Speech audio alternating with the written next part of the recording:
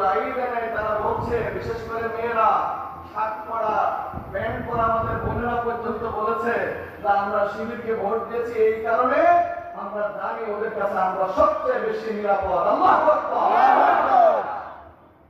যদি আমাদের ছাত্র জনতা শিবিরকে তাদের নিরাপদ জায়গা মনে করে, দেশের মানুষও ঠিক তেমনি জামাত ইসলামীকে দেশের জন্য নিরাপদ মনে করছে, ঠিক না বেশি?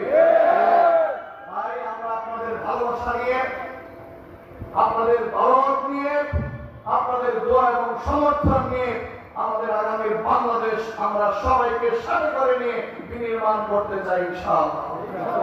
আগামী দিনের এই ভোট একটি যুদ্ধ, একটি জিহাদ। আপনি এই জিহাদে অংশগ্রহণ করলেন, জান্নাতের বিজয়ী হবে। আর না যদি অংশগ্রহণ করবো, দিন বিজয়ী হবে ইনশাআল্লাহ। সুতরাং আপনি সিদ্ধান্ত নেবেন, আল্লাহর এই দিন বিজয়ী করার কাতারে আপনি থাকবেন।